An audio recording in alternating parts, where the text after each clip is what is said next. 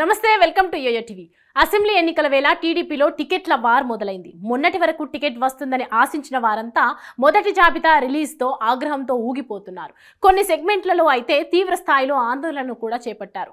కొంతమంది ఏకంగా టికెట్ ఇవ్వకపోతే ఆత్మహత్య చేసుకుంటామని బెదిరిస్తున్నారు. ఇలా మొదటి జాబితాలోనే ఇక తనకు సీటు వచ్చే అవకాశం లేదని భావిస్తున్న నేతలు పార్టీకి గుడ్ బై చెప్పేందుకు సిద్ధమవుతున్నారు. అందులో భాగంగానే అంబేద్కర్ కోనసీమ జిల్లా చెందిన మాజీ మంత్రి గొల్లపల్లి సూర్యారావు తెలుగుదేశం పార్టీని వీడేందుకు రెడీ అయినట్లు తెలుస్తోంది.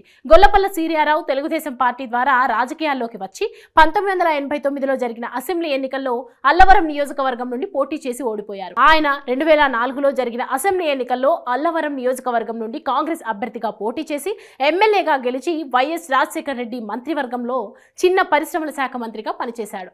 ఆయన 2014లో రాష్ట్ర విభజన అనంతరం కాంగ్రెస్ పార్టీని వీడి తెలుగుదేశం పార్టీలో చేరి 2014లో జరిగిన అసెంబ్లీ ఎన్నికల్లో పోటీ చేసి ఎమ్మెల్యేగా గెలిచి 2019లో ఓడిపోయాడు. అప్పటి నుంచి 2024 ఎన్నికలే టార్గెట్ గా పెట్టుకున్నారు. నియోజకవర్గంలో బలాన్ని పెంచుకోవడంలో నిమగ్నమయ్యారు. నిత్యం ప్రజల్లోనే ఉంటూ పార్టీ కార్యక్రమాల్లో పాల్గొంటూ వాటిని విజయవంతం చేసేందుకు తమ వంతు సహకారాలు అందిస్తూ వస్తున్నారు. అయితే ఈసారి రాజోలు అసెంబ్లీ ఆశించిన ఆయన టికెట్ కేటాయించలేదని అసంతృప్తితో పార్టీ వీడాలని నిర్ణయం తీసుకున్నారట.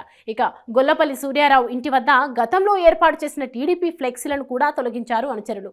ఆ తర్వాత రాజోలు నుండి తాడేపల్లికి బయలుదేరి వెళ్లారట గొల్లపల్లి. ముఖ్యమంత్రి వైఎస్ జగన్మోహన్ రెడ్డిని కలిసి ఆయన సమక్షంలో వైఎస్ఆర్ కాంగ్రెస్ పార్టీ కండువా కప్పుకుంటారని ప్రచారం జరుగుతోంది. ఇదే సమయంలో వైసీపీ నుంచి ఆయన అమలాపురం పార్లమెంట్ సీట్ ఆశిస్తున్నట్లుగా ప్రచారం సాగుతోంది. మరి రాజకీయాల్లో అది కూడా ఎన్నికల సమయంలో ఏదైనా సాధ్యమే. మాజీ మంత్రి గొల్లపల్లి సూర్యారావు అడుగులు ఎటువైపు పడతాయో అధికారిక ప్రకటన ఎప్పుడు వస్తుందో వేచి చూడాలి.